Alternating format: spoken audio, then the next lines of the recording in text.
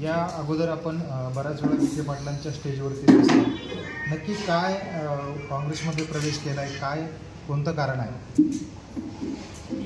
थोडं क्लॅरिफिकेशन देऊ इच्छितो. पहिले तर काही गोष्टी ज्या खऱ्यात त्या जगाने बघितल्या. मी भाजपमध्ये काम केलं, मी भाजपच्या IT सेलचा उत्तर महाराष्ट्राचा सहसंयोजक म्हणून काम केलेलं आहे स्वतः.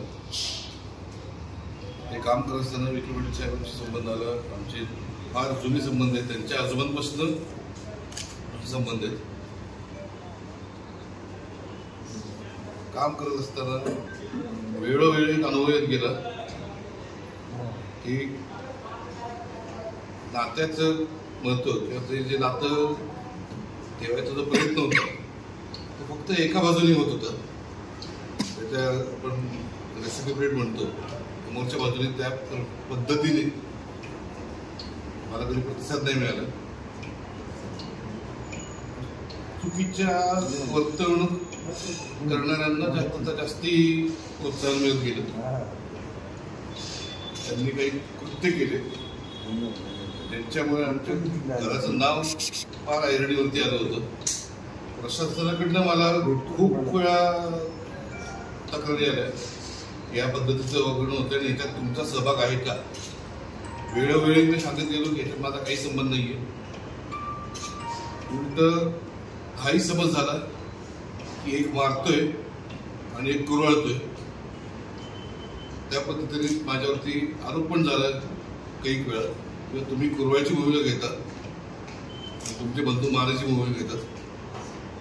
याचंही खूप वेळा स्पष्टीकरण द्यायचा प्रयत्न केला, पण आपण बंद करणार कोणाकोणाची.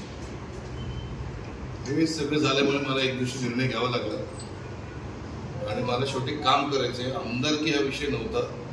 बऱ्याच माध्यमांमधून असं समोर आलंय की माझं तिकीट कापलं म्हणून मी हे निर्णय घेतला. ते 100% चुकीचं आहे.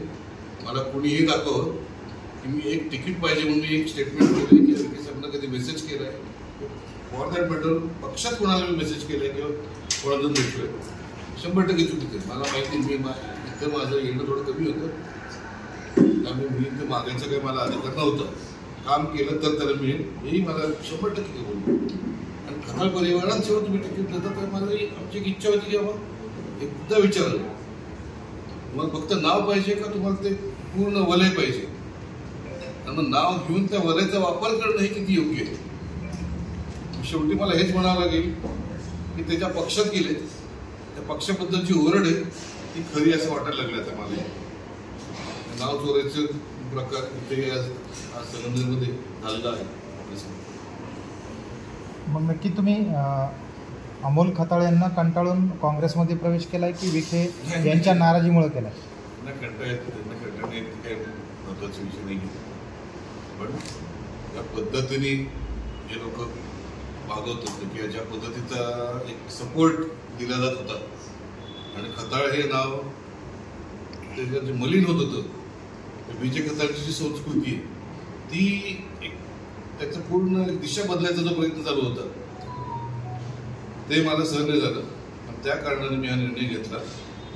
आता बरेच याच्यात प्रश्न नवीन उपस्थित होतात, पण ते वेळ त्याचं उत्तर देईल.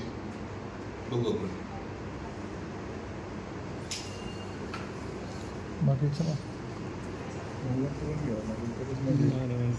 बाकीचं ओव्हरऑल काय असेल तर बोलून द्या सर. महत्त्वाचं